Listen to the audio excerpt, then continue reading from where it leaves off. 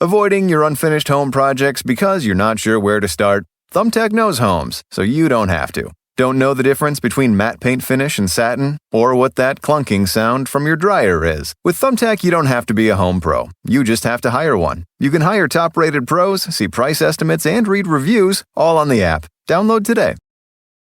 If you share a fridge with someone, Instacart can make grocery shopping so much easier. With family carts, you'll share a cart and each add what you need. Between the two of you, odds are you'll remember everything. So no more milkless cereal. Minimize the stress of the weekly shop with family carts. Download the Instacart app and get delivery in as fast as 30 minutes. Enjoy $0 delivery fees on your first 3 orders. Service fees apply for 3 orders in 14 days. Excludes restaurants.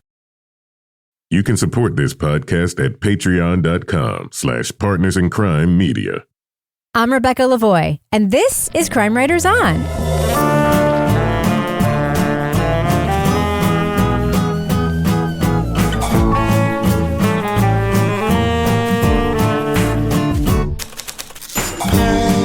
Crime Writers On is the original true crime review podcast that digs into true crime, pop culture, other podcasts. And on this episode, he thought his relationship with his pretty teacher was a teenage fantasy come true. Years later, he realized what it actually was: sexual abuse. We'll talk about the podcast Lucky Boy from Tortoise Media. Joining me to get that done and more is true crime author, TV journalist, and host of These Are Their Stories podcast, my husband and love of my life, Kevin Flynn. Hi, Kevin. Hello, Rebecca. And with us also is our resident Doubting Thomas, author of the City Trilogy of novels, host of Rip Current, Strange Arrivals, and our Patreon Deep Dive Book Club podcast, Toby Ball. Hi, Toby. Hey, Rebecca. And once again, filling in for the vacationing Laura Bricker is the host of the Man Who Calculated Death podcast. It's Suzanne Rico. Hello, Suzanne. So nice to be here, you guys. All right, Kevin. Yes. This is Thursday's podcast. It is. What's coming up on Monday's show? All right, hold on to your hat. I see what's there. I don't like this. Okay, we are going to be talking about the Paramount Plus dramatization of a podcast that we all remember very well. It's Happy Face. I don't remember the podcast. So I just remember my feelings about the podcast. There you go. There you go. So I'm guessing that it'll be better, but we don't know. I don't think it could be possibly worse. But It's the same story. Told from a different point of view. Is it scripted? Yes, it's scripted, and it's got a good cast, Does too. it star Ellen Pompeo? No, it does not star. And Mark Duplass? No, it does not. Who does it star, Kevin? Don't worry, Toby. It's got a good cast. Don't worry. It's Showtime. It means that it's a lot of good B-listers. It'll be fine. Okay. It's not It's not HBO. It's not prestige TV. Yeah, right, yeah. It's quasi All right, I'm looking at it. I'm looking at it right now. I'll report back shortly. Annalee Ashford, Yeah, she's great. I loved her Masters of Sex. Dennis Quaid, James Wolk. Never heard of any of these people except for Dennis Quaid. Yes. Suzanne, I've got a question for you. I want to know if something that I just did has ever happened to you. Okay. I came down to the studio and I always bring down my drink. I usually don't have a straw in it, but this is for Kevin because he always chastises me for having an open top cup. Came down, took a big swig of my seltzer and realized it's not seltzer. I poured myself a alcoholic cider beverage. Have you ever had the wrong beverage in your cup, didn't know it, and were very surprised and then drank it anyway? Honestly, I don't mean to hang you out to dry all over there by your own bad self, but no. Oh, just me then. Just Yeah, me. just you. I did put kosher wine in my son's baby bottle once and then wondered why he fell asleep so fast. Then it seemed like a good idea, right? Yeah. Did you stick him in a motel when he turned 7 and just said, here's a can opener? Well, the good news is the first time he had real wine, it was actually the first time he was having real wine, right? Because that kosher wine does not taste a lot like wine, if I remember correctly. Yeah. And this is not the first time I've done this exact thing. A couple months ago or a few months ago to work. 2 years ago. Many years ago. But I brought a soda can to work inside of a koozie, which I often do to keep it cold. You're on a Zoom call. And you were on a beach this vacation. Is different. This is no, different. this keeps happening? All right, just tell your story. That was the beer all-staff meeting story. I was sitting at my desk. It was just a few months ago. Opened up my soda, not soda, also a cider drink. So apparently my subconscious really wants me to drink at work. All right. Mm-hmm. So Kevin, should we talk about the thing we're talking about? Make a little tonal shift, perhaps? I don't know. You just keep telling all these confessions to everybody. So why stop? Suzanne had no idea what she was getting into. All right, leading off. Recently, I've been hearing more and more of these cases about boys being abused in boarding schools and churches. But this is not that story. Because in this case, the abuser was a woman. When he was 14, Gareth, not his real name, began a sexual relationship with his attractive science teacher at his North London school. Students spread rumors and adults minimized the gravity of the relationship, saying Gareth had lived out every teen's fantasy of sleeping with an older woman. But anyway, I think the bottom line is there are two camps. There's the, yes, it was really wrong that it happened. And there's the, hello, he got to basically stoop this gorgeous woman. After struggling with his emotions and mental health for 35 years, Gareth came to realize Sally-Anne Bowen wasn't his girlfriend, she was his abuser. But his quest to get justice is hampered by those who don't view him as the victim of teen sexual abuse, but as a lucky boy. And it makes me really angry that people would even for one moment question my account. This is not a dream for me. So what do you want to get out of this? How about the truth? How about we do that first and then we work out where we're going to go from there? How about the truth?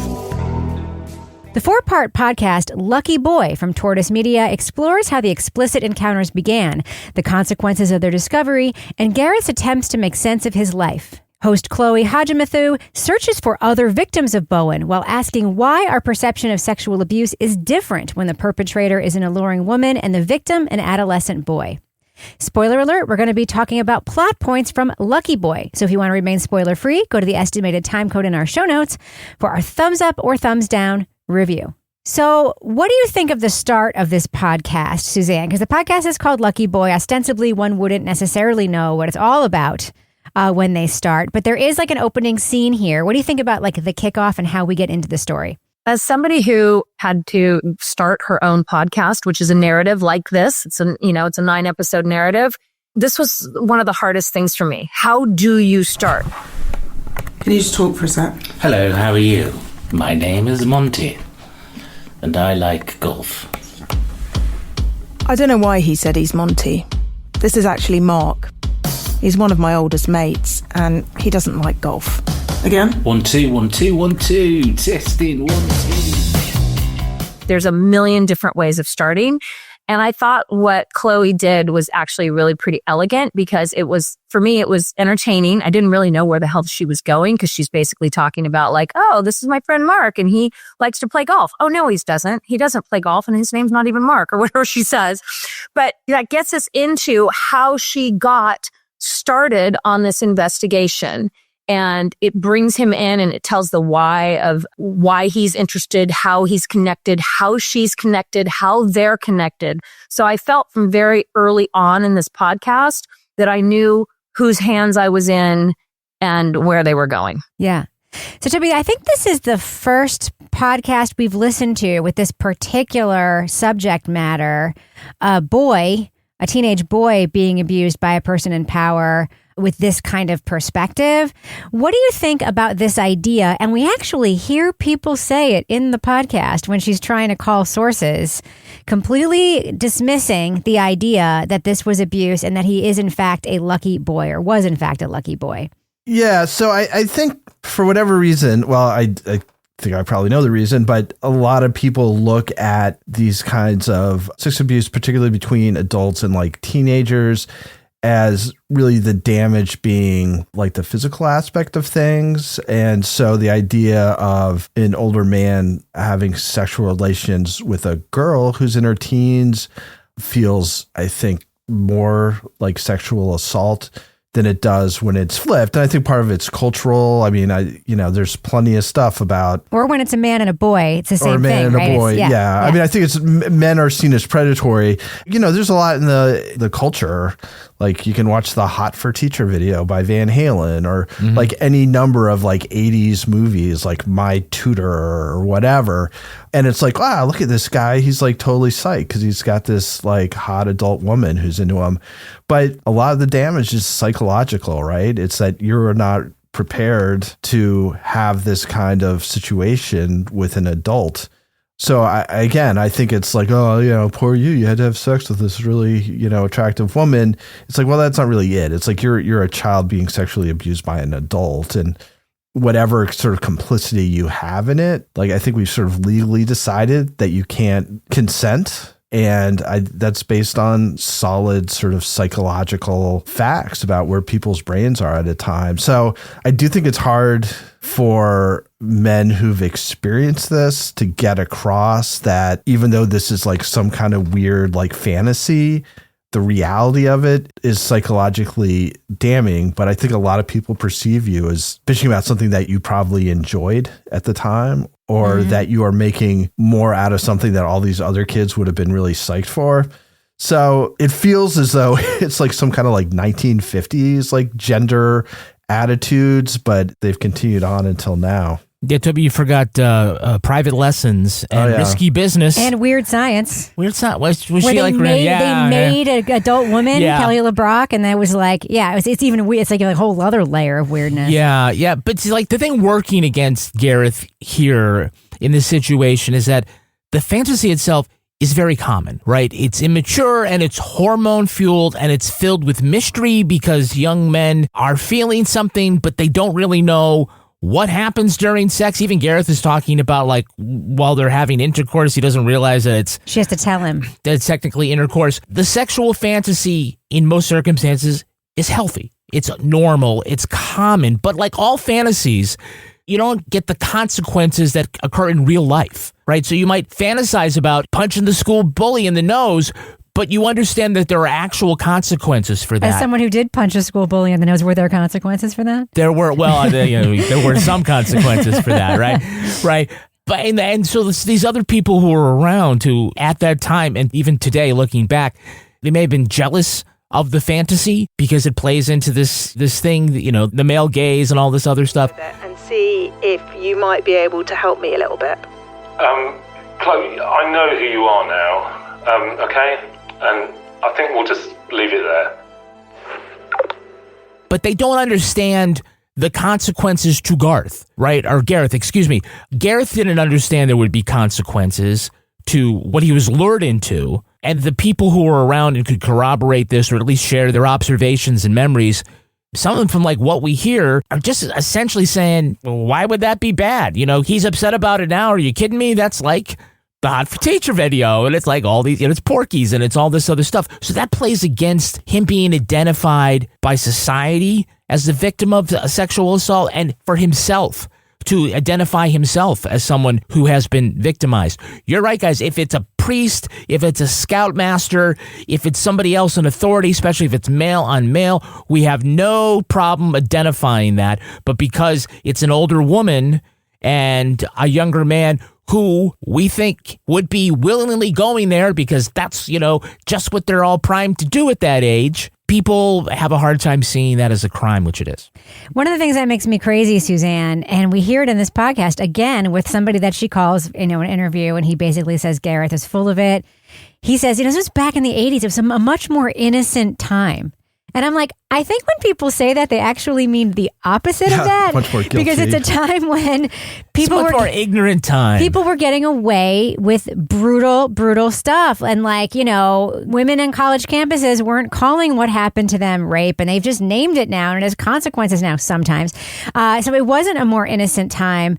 And it was also a time when some people had platforms that we would never give a platform to today. And that actually happens in the podcast, right?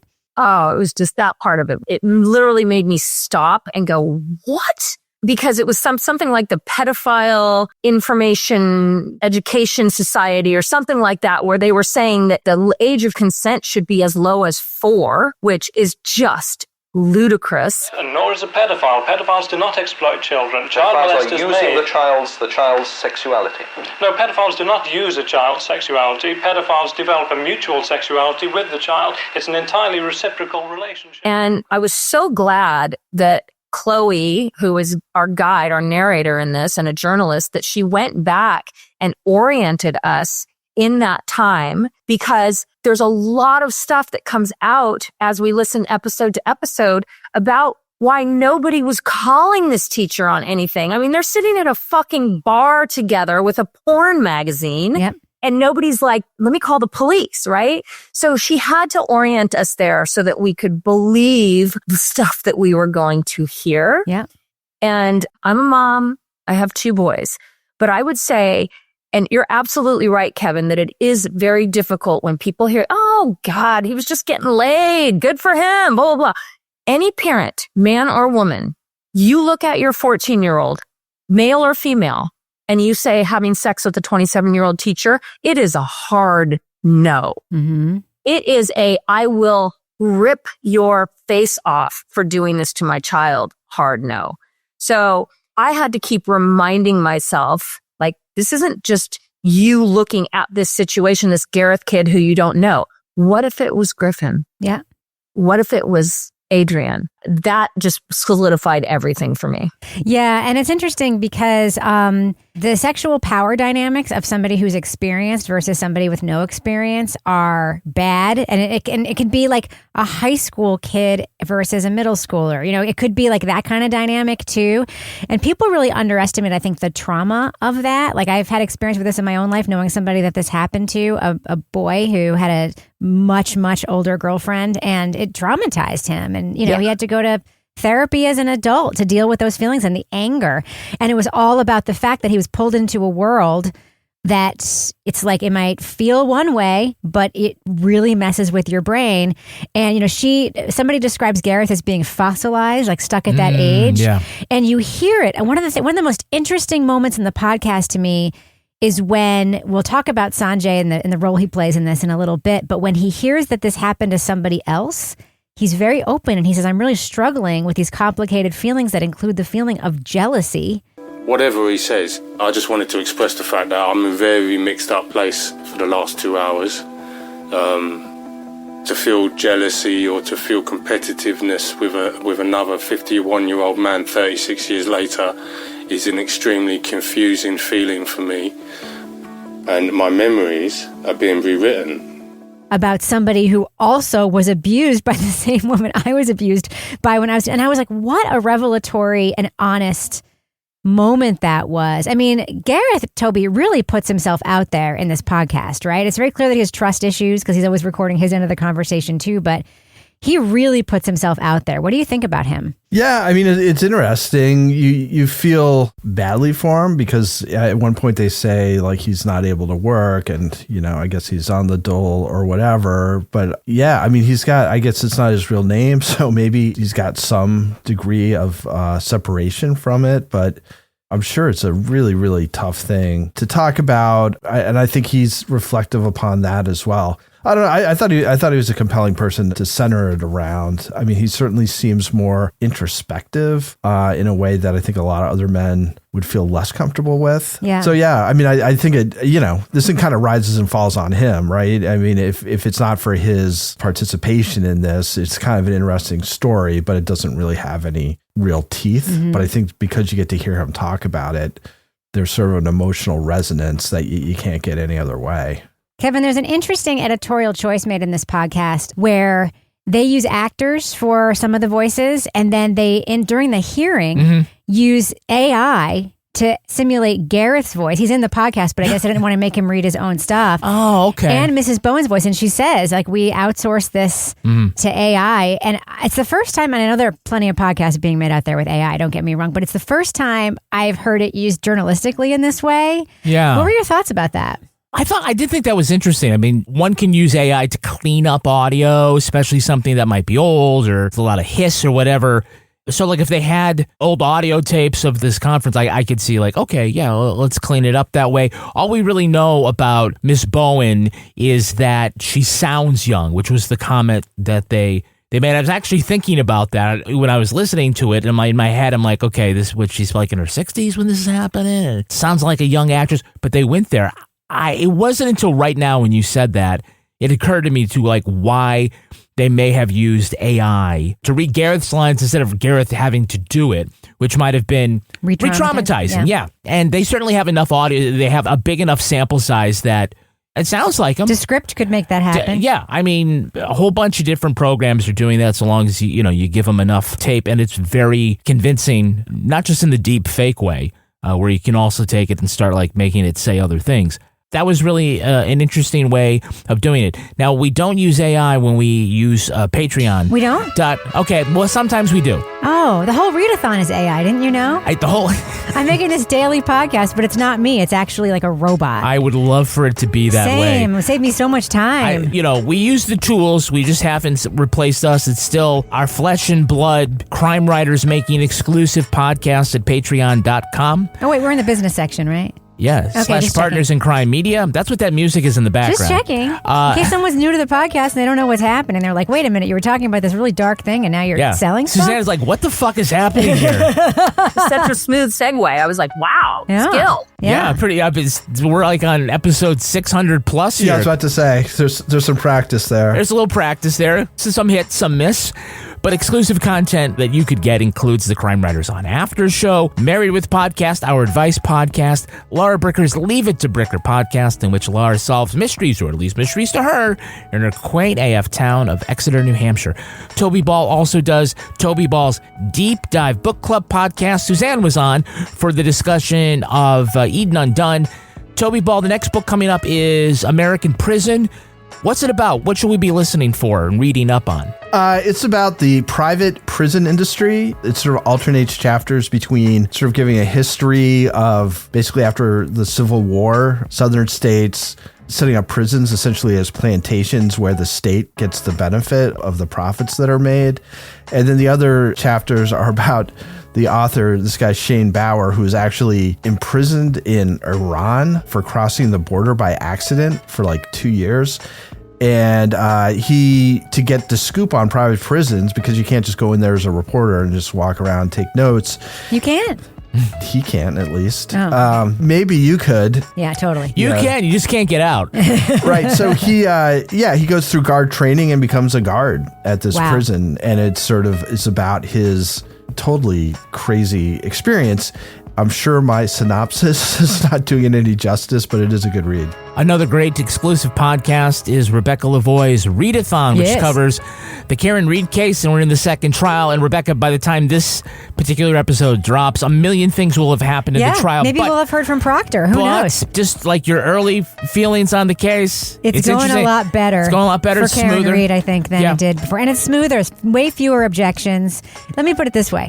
I hate to say this about a murder trial. It's way better TV than it was the last time. I think both sides and all the witnesses have polished up their performances. Yeah, they've had a year to prepare. Yeah, and they have. We also have an Amazon storefront where you can see some of our favorite things, help out the show. Rebecca, what are this week's Amazon recommendations? Well, Kevin, I bought something that you recommended to me last week on the show. What's that? I bought us some fake wasp's nest made out of macrame to hang on our deck to make the territorial wasps stay away. We'll see if those work. I gotta say, I think that there were ones that looked more like a real wasp nest. Yeah, the paper ones, but they're like for single use, and I wanted something a little more... Single use? What does that even mean? I don't know. When it rains, it goes away. I don't know. Like if you put something out and hang it on its paper, like it's not useful, right? Unless you live in like the desert. Well, then buy more than one, for fuck's sake. It was the same price to buy these 3 ones that will last all year. So, all right. You know me, like I'm not the cheap one. And I was cheap here, and you're giving me a hard time. I just feel like you're going to take it and stick a plant in it, and it's no longer going to look like going to be a raggedy wasp nest after a couple rainfalls. All right, way to go. And Toby. I can't win. Toby, what are your listener-inspired Toby Ball's deep cut recommendations? Well, this was inspired both by listeners and by my youngest child saying, what was that movie that Jennifer Aniston did in 1999? And I'm like, I don't know. And we looked, and the movie was Office Space. That they were thinking of. So anyway, with that in mind, swing line stapler, 25 sheet capacity, Optima grip, jam free, compact ergonomic cushion grip, metal silver, and then in parentheses, S708781-6B. Wow. Does it indicate the color? Is it red? Is it red? It does not indicate. Oh, no, it said, I said silver. Silver. Okay. I have a red standard. one. I have the red one. It's really cute. Yeah, that's the thing. What else you got, Toby? I just got to find it again. I'm not doing the meat grinder again. You guys are basically hawking wasp nests and staplers. Just random shit, yeah. Yeah, random shit. This is pretty good. Debrox earwax removal kit. Yeah. Includes bulb syringe and 0.5 fluid ounce removal drops for cleaning ears. Oh, okay. Wow. I mean, it needs to happen. I would watch that. Not going to lie. My son has one of those camera things that you stick in your ears, and I've watched the videos. Oh, really? Lie. Yeah. I'm going to Amazon to get one of those. What do you find in your ear? Well, some people Wax. get like huge waxy buildup. I don't. Like, I wish I did. It would be so fun. But like, some people, like after a few days or whatever, they get these like big waxy things, and good for them because if it you must want be to get fun a picture to clean of them it, out. you can use it must this feel camera. so good to have like a plugged ear and then suddenly to have it like flushed out. That must feel amazing. My kid, Rebecca, I just have to throw this in there. One of my kids has that, and I swear to God, I pulled earwax out of his ear 100 times, and he's like, "Oh my God!" Yes. Did you watch Wow. the videos? Does it have a video thing? I don't have a video of that, but next time I did, I'll Well, take my son's actually has a camera on the end of it, so when you're going in there and digging that, you can see. It's very exciting. Well, now I know what my next Patreon level is. All right. Remember to shop us first when you go to Amazon. Go to Amazon.com/shop/Crime Writers On. Make it your landing page for Amazon. We earn commissions on qualified purchases. All right, Kevin, before we end the business section, do we have any Patreon patron saints of the week this week? Our Patreon patron saints are Rebecca Milnick and Karen Kitchens. Bless you. Suspect that Karen Kitchens has been chosen before. No? Never? Never. Wow. No, these are two longtime That's how listeners I know the name. supporting us on Patreon a long time, and it just took episode 602 to finally recognize them for all their years of support. Thanks, Rebecca. Thanks, Karen. Yeah, thank you, Kevin, for waiting so long to recognize these two people. I'm getting the finger right now, and I deserve it. All right, Kevin, does that end the business section? Thus ends the business section. I'm going to go ahead and fade that music out right now. So, Kevin. Yes. Who's the sponsor for this episode of Crime Writers On? Oh, we welcome a new sponsor. It's Rula Health. Ooh. Finding the right mental health care should be simple and affordable, but for many, it is not. You got long wait times and high costs, and so that means like finding the right provider, it can really make getting help feel overwhelming. Yeah. And so that's where Rula comes in. Rula connects you with in-network licensed therapists that accept most major insurance, right? So it has been a very trying time for many people. Yes. And I always say, you don't maybe necessarily want to take everything that you're feeling and put it on Facebook in a post? Yeah, or tell your sister who's going to go because she might be the problem, right? Yes. Yeah, so like you really want to talk to a professional, find somebody that you're comfortable with. That's where Rula comes in. They partner with a network of over 10,000 therapists and psychiatrists nationwide, enabling you to find your personalized solution and the right therapist for you based on your needs, preferences, and state requirements. So every therapist is carefully vetted, so you are in expert hands. And for the in-network covered care for most major insurances, you pay for as little as $15 per session. Wow. So join the thousands who have already turned to Rula for support on their journey to better mental health and well-being. Getting started is so easy. Just visit rula.com/CWO. CWO. Today. That's RULA.com/CWO. CWO. To connect with a licensed therapist who truly cares. Your mental health matters. Individual costs depend on your insurance and deductible. Kevin. Yes, Rebecca. Who's the next sponsor for this program? Okay, we're brought to you by our friends at Hello Fresh. Hello Fresh. Hola Fresco. That's what you used to say all the time. I know, hola Fresco. Yeah, so fresh air, sunshine, and good food. That is what spring is all about. Mm-hmm. You just open up the deck here. We got that little picnic place to sit. Need to have You mean my sophisticated outdoor table, Kevin? Yeah. So we need to make some stuff quick. Bring it right out there. HelloFresh makes it easy for those home-cooked meals. They take no time at all. Plate it up beautifully. They've got great recipes like pasta primavera, chicken Dijon, and pecan-crusted trout. Yum. As well as over 100 seasonal snacks, sides, and treats. Well, the final kid, we kicked him out. Yes. We're empty nesters now. Yeah, I mean, we didn't really kick him out, but like it was time to go. And He moved across town. So you know what that means? An adjustment to the meal plan, which was so very easy to do at HelloFresh. Plus, they are also able to get us, items that we can take a little more time to make, but on the nights when we're recording. Boom. Nice meal. Nice meal. Feel great with meals that fit your spring schedule and make the season even more delicious. Go to HelloFresh.com/CWO10FM. CWO10FM. Right now to get 10 free meals. 10 free meals. With a free item for life. That's HelloFresh.com/CWO10FM. One free item per box with active subscription. Free meals applied as a discount on the first box. New subscribers only. Varies by plan. Kevin, who's the next sponsor for this program? Oh, we're brought to you by our friends at Quince. My best friends at Quince, you mean? Yeah, look, we've been talking about sweaters, but now as the temperatures climb, it's easy to fall into the same old routine. Those familiar tank tops, worn-in shorts, worn-out shorts. The usual lineup, but Quince offers an effortless upgrade, elevated, easy prices that instantly refine the everyday uniform without the extra effort. So Quince is able to provide at great prices, couture, items that look great when you're out walking around. But Rebecca, you like the stuff that Quince offers that nobody gets to see. That's right. Kevin, I just got some underwear from Quince, and it is rad. And it was so inexpensive. It was like a pack of underwear for like a really low price.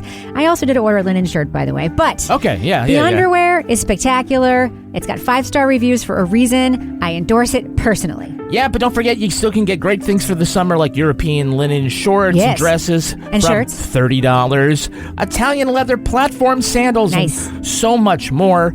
And they cut out the middleman so they can pass the savings on to you. Hell yeah. Treat your closet to a little summer glow up with Quince.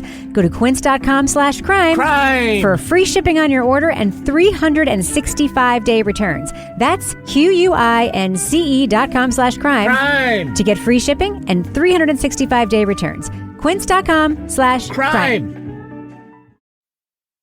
So, Kevin, this podcast is only 4 episodes, and we very often complain that podcasts are too long. So what are your thoughts about the format here? Oh, man, this is one where I think I actually wanted more, right? If I have a criticism, I say that I think there's some missed opportunities to go down other aspects of this particular issue that we don't usually see, especially like as we pointed out, this is not a male-on-male victimization here. And we started talking about it in the earlier part about what's happening here. And this is a tight 4-episode series. We always hate like the series that's padded out and runs too long. I just feel like there was more room for good stuff to dig in here. Just like if you were like taking a camera and pulling the wax out of your ear. But I think you could have gone into like a deeper study on the nature of victimhood. Who gets to decide who's a victim? Yeah. If he walks away and he's feeling like a stud, is he still a victim? Yes. Even if he, if he doesn't feel the pain, is victimhood about pain alone? Is it, you know, I mean, like there's like things here that you could talk about because a lot of these other things, we go into some sort of crime and go down some like stupid rabbit holes, things that we've been through over and over again. This is pretty unique. It's the first time we've kind of come up with this particular kind of crime, and Chloe does such a good job with it. Certainly felt like there was even more room to expand. Suzanne, you are a journalist. Chloe is a journalist. How do you think that Chloe handled the like journalistic aspect of the story? This is a tricky one, right? Not using real names. People don't want to talk to her. And we get a lot of that in the podcast. So how do you think that was managed? I thought she did a beautiful job by just throwing it out there. In fact, she says at one point, like, I have had months and months and months of nothing, you know, and I don't remember her exact words, but she just says that. And that resonated very deeply for me because, you know, my podcast took me 6 years and most of the days brought very little that was exciting. But the culmination of the story that I was telling, I think really came together and was beautiful. And I think that she did an exquisite job of keeping her nose to the grindstone. You get hung up on people to tell you they don't want to talk to you. You know, everyone's clamming up around you and it's hard to keep going. And I commend her for that stick-to-itiveness is what my mother would call it. And I thought that she did. I thought she handled it really well from every angle. I thought that we felt like we had a really reliable narrator in her. I felt like she did that, walking that line between here's what I believe or here's just let me present the facts and let you make your own decisions. I was a very big fan of her journalistic abilities. One of the themes that keeps popping up in this podcast, Toby, is something that actually pops up in a lot of podcasts that we've listened to, including the very first one we talked about on this show, Serial. And that's the veracity of memory, especially memories from when you were a kid. And that comes up a lot in this show, right? Yeah, it does. And I think that Chloe sort of mentions it specifically at one point where she says that Gareth sort of remembers these like sort of critical moments in their abusive relationship, but that times in between those moments are a little less clear or he doesn't remember as well.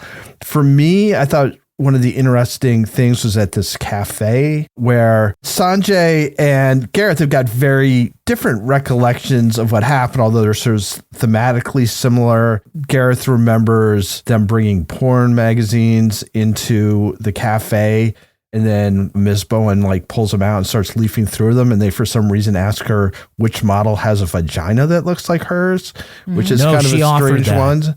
And he remembers her offering that. She then just came to a page and she pointed it and she said, that's what mine looks like. And I said to her, what do you mean? And she said, that's what my pussy looks like. And at that moment, what was going through your mind? Well, you want the truth? Yeah. I knew I was going to fuck her. But then Sanjay, his memory is that they were basically groping her, like taking turns groping her while everybody egged him on. And I don't think that happened, you know?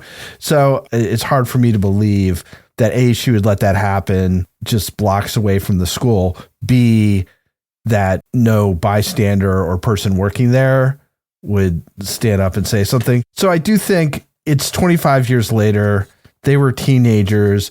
These are, especially for Gareth, like very traumatic memories that he's probably gone over again and again and again in his mind, which, as we know, kind of allows for, you know, contaminating information to get into him so that your memory isn't as clear as you think it is. So it suffers from that, but there's no real way around it unless he's got sort of contemporaneous notes or recordings he made or whatever. Like, you have to rely on the memory.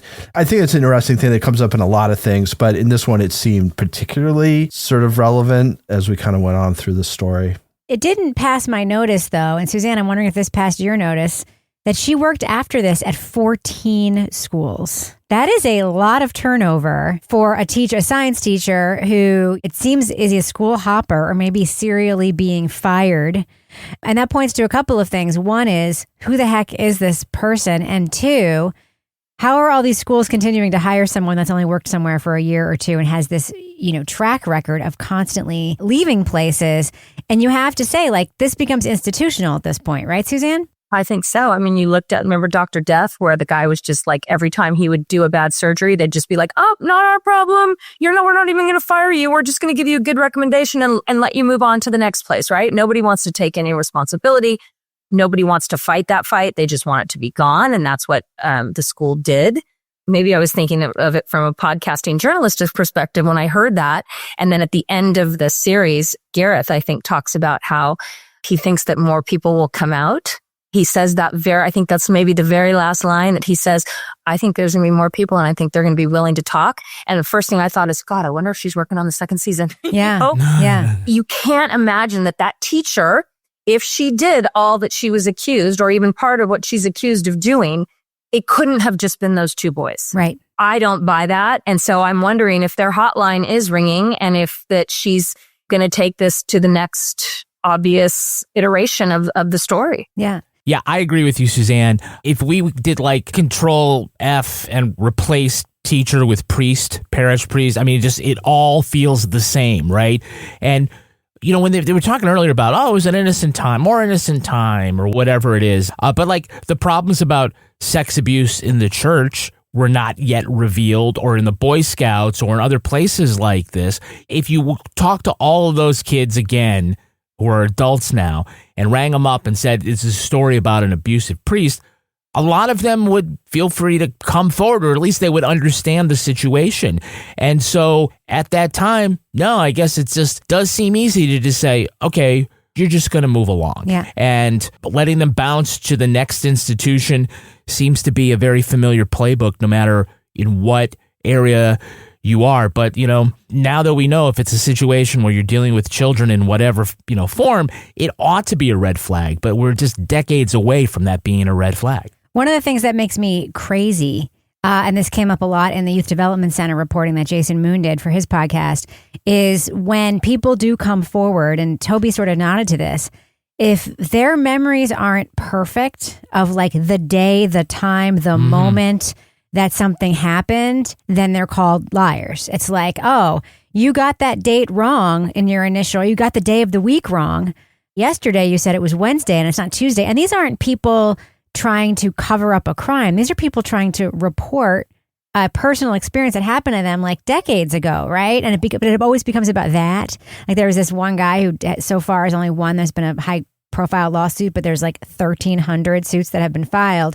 And it was wild how it played out. And it kind of made me nuts. It's like, when you have 1,300 people with essentially the same story, you're really going to let it hang on whether or not it was Tuesday or Wednesday that, you know, this kid was pushed down a flight of stairs or whatever. It's really bizarre. And, you know, one of the things that I wish the podcast had gotten more into, and I don't think that we need this in every story like this, but teachers in particular, this is a story we've heard before, right? In the media and pop culture. I mean, the president of France is married to somebody who was his teacher when he was like 15.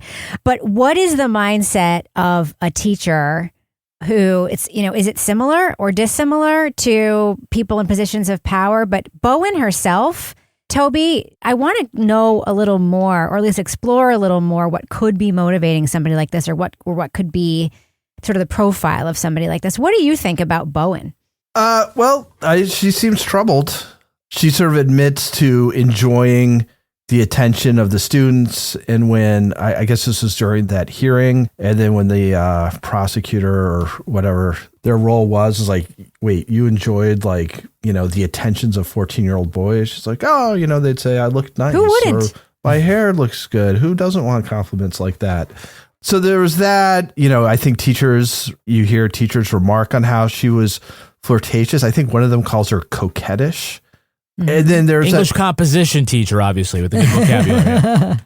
There's that whole thing at the beginning about like, you know, you smell good. It's like, what do I smell like? And, you know, the kid's just like not getting what the possible sort of entendre there is. So she's troubled. I mean, she's, I guess, technically a pedophile, right? So whatever happened in her past or didn't happen in her past or whatever, we don't know. We probably never will know.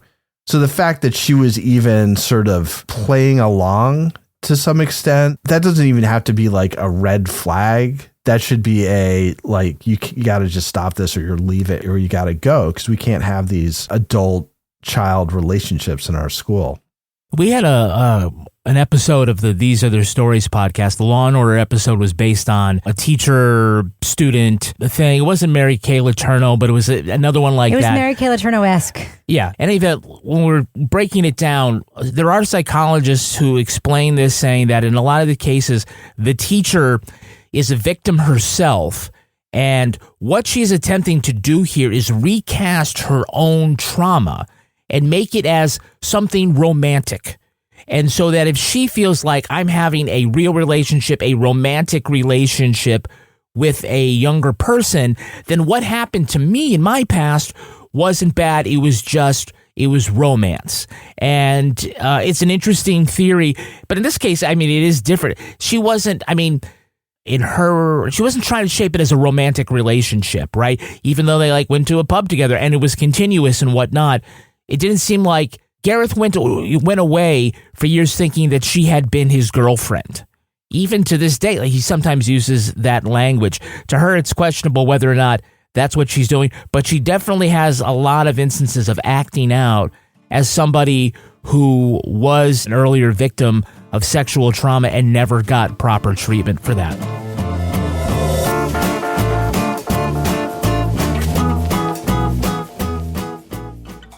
If you share a fridge with someone, Instacart can make grocery shopping so much easier. With family carts, you'll share a cart and each add what you need. Between the two of you, odds are you'll remember everything. So no more milkless cereal. Minimize the stress of the weekly shop with family carts. Download the Instacart app and get delivery in as fast as 30 minutes. Enjoy $0 delivery fees on your first 3 orders. Service fees apply for 3 orders in 14 days. Excludes restaurants.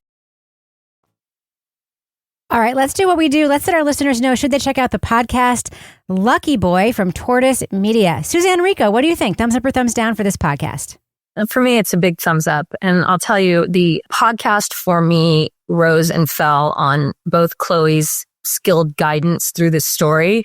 And then the other thing was just Gareth himself. You know, I have a very, I think, ear that is attuned to bullshit. And he comes across to me as almost like you're in his head, like he can't even filter. Like there were times when I was like, oh God, I can't believe you just said that. You know, it's like he needed to filter a little bit more maybe, but the fact that he didn't, I felt like I was right there with him. And yes, he is troubled and he made his own mistakes and you can go into all of that. But I bought into his story was truthful and that she was guiding us through this minefield of difficult things. Even in looking back at Bowen, the teacher, there were times when I just was like sick to my stomach for this woman, even as I knew everything that she did was wrong.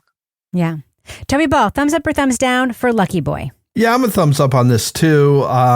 It's an interesting sort of phenomenon, the way that the press and the public look at young boys, whether they're in middle school or high school, having affairs with particularly attractive women teachers. And there's always, it feels like there's some kind of like prurient interest in it and a little winking and nodding. And, you know, as the title says, Lucky Boy. And I think sort of taking a look at what the reality of it is for the kid who's involved in that, you know, it's not just telling that story, but it's also sort of confronting sort of the societal attitudes towards that and how it's the kind of thing where if it was a woman who was abused as a girl, we would talk about how she was being re-victimized again and again with these different things. And I think that's kind of what happens with Gareth. You know, it feels like they do a very sort of sensitive job with handling, you know, both his story and then all these, you know, it's not really myths, but it's sort of these popular assumptions that are made about what kind of goes on in a relationship like that. It just, it's handled in a very sensitive way. I think the journalism is excellent. It's got some really good interviews or people recreating interviews. So yeah, strong thumbs up. Kevin Flynn. Yeah, I'm also a big thumbs up on this. Gareth does a great job advocating for himself, speaking for himself. He really comes across as a complicated figure, sympathetic, smart, damaged. This is a kind of, you know, aspect of a crime that we don't usually get to see. If there's one criticism, I wanted more. This is just 4 episodes. The investigation goes where it goes. And on the journalism side, Chloe does a great job not only pulling the most that she can out of Gareth, but also where she can go as far as corroborating and advancing the story. I wish we could have gone 5 or 6 episodes, diving a little more into Gareth's life and the different aspects of like why society chooses to see the male victims of older female predators not as victims, but as lucky guys. So if anything, usually we're like, no, too much. You're padding it. This is horrible. I really like this. I wanted to see more about it. Maybe if there's a second season, and the story advances, maybe we'll get a chance to dive deep into that. Nevertheless, it's a very thoughtful podcast, and I'm going thumbs up because I want everybody to listen to it. I'm going thumbs up too. I think it's wonderful this was only as long as it was. I am a huge advocate for shorter podcasts. And when we get them all the time on TV, we get a 3-part series. Like, why don't we have more 3-part podcasts? They're much more listenable. They can be very memorable. This one to me is memorable. And as Suzanne said, it really hangs on its protagonist. And there's some extraordinary interview material in here of people today who are probably saying the same exact thing about this situation that they would have said when they were in high school. And these are like contemporaries of Gareth. And that is stunning and worth listening to. So yeah, it's a big thumbs up for me for Lucky Boy. It's a really well-crafted podcast. All right, that's going to do it for us. Toby Ball, if folks want to reach you online, how can they find you there to maybe give you feedback on your editorial opinions? I am at Toby Ball NH on Blue Sky. Well, we want to thank Suzanne Rico for filling in this week for Laura Bricker. Suzanne, you are an incredible panelist. We'd love to have you back. But in the meantime, if folks want to interact with you online, how can they find you there? I'm at Suzanne Rico on all the socials. SUZANNE, because everybody tends to like to call me Susan. Yep. RICO. What about you, Kevin? How can you be found? I'm at Kevin P. Flynn. And I'm everywhere at Reb Lavoie. Follow me for Karen Read stuff on Twitter, but go to Blue Sky and Instagram for the stuff that is a little more palatable to some of you. You can follow the show everywhere at Crime Writers On, including X, YouTube, Blue Sky, TikTok, etc. But I encourage you to join our Facebook group. That's where all the good conversations happen. Get everything we make on Patreon at patreon.com/Partners in Crime Media. Our theme song was composed and performed by Tyler Gibbons, and our editor is the really wonderful Livy Burdett. The EP of this show is sitting next to me, and his name is Kevin. This show is recorded in Studio C, the closet in our New Hampshire basement, where we also steal lipstick-covered pint glasses from the local pub, like all the time. All the time? Actually, it's salt and pepper shakers that I steal. On behalf of all the crime writers, thanks so much for listening. We will catch you later. Toby Ball, if folks want to reach you online, how can they find you there to maybe give you feedback on your editorial opinions? Wait, no cat of the week this week? No cat. Laura didn't leave us one. Yeah, we're not going to force Suzanne to read like the names of obscure Polish towns like I had to when. Or Suzanne could just be like, "Wait, I forgot to look for one. Let me look one up right now." Yeah, exactly. Hold on, let me scroll through my phone.